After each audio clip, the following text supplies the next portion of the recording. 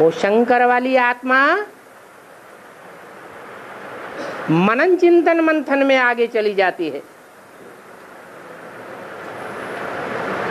विचार सागर मंथन करने से नए नए पॉइंट्स निकलते हैं।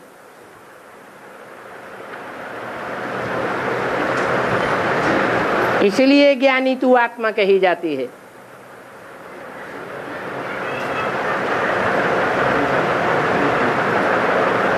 मनुष्य सृष्टि की अव्वल नंबर ज्ञानी तू आत्मा है, जो नर से नारायण बनती है।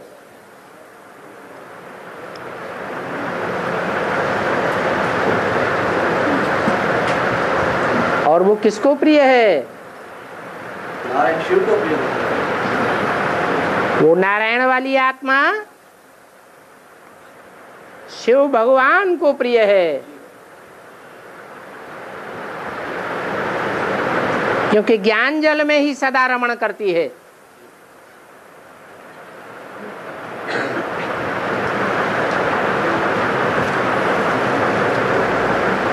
बाकी आत्माएं सदैव ज्ञान जल में रमण नहीं करती हैं।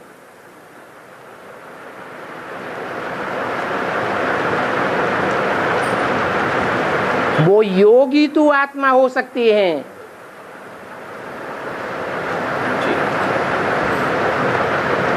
बाकी किसी को ज्ञानी तू आत्मा नहीं कहेंगे।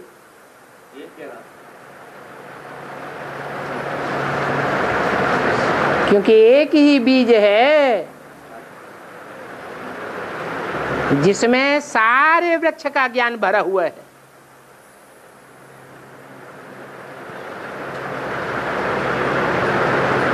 एक बीज में जड़ों का भी ज्ञान है, तने का भी ज्ञान है, टहनियों का भी ज्ञान है, फलों का भी ज्ञान है, फूलों का भी ज्ञान है। इसलिए गीता में कहा गया है, ना हम तेषु ते मये। मैं उन पत्तों पत्तों में नहीं हूं, टहनियों में नहीं हूं, परंतु वो पत्ते और टहनियां मुझ बीज रूप में समाई हुई हैं। कैसे समाई हुई हैं? याद के द्वारा समाई हुई है।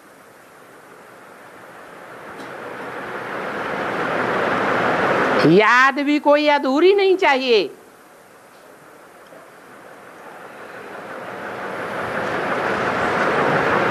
अधूरी याद करने वाले भी दुनिया में बहुत हैं।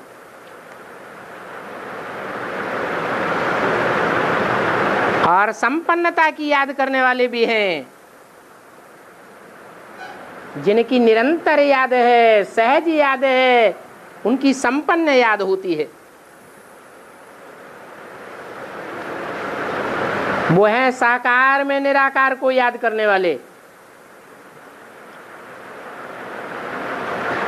जो सिर्फ साकार को याद करते हैं या सिर्फ निराकार को याद करते हैं, वो अधूरे योगी हैं। वो अधूरे योगी प्यारे नहीं कहे जावेंगे।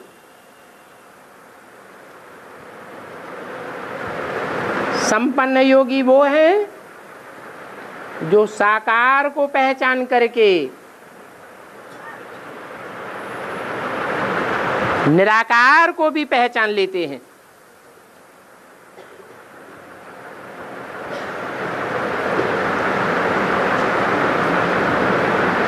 तो योगी तू आत्मा मुझे प्रिय है,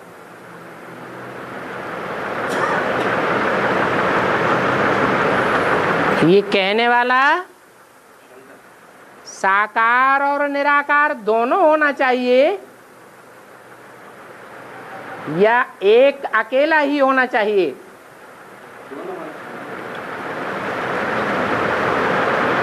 शिव ज्योति बिंदु 5000 वर्ष निराकारी दुनिया में रहता है,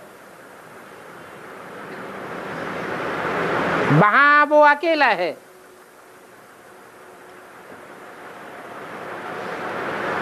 और जिस रथ में मुकर्रर रूप से प्रवेश करता है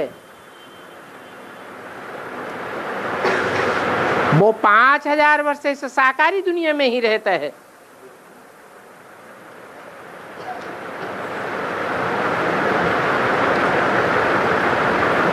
तो जो इस साकारी दुनिया का निरंतर वासी है उसको वो ही आत्मा प्यारी लगेगी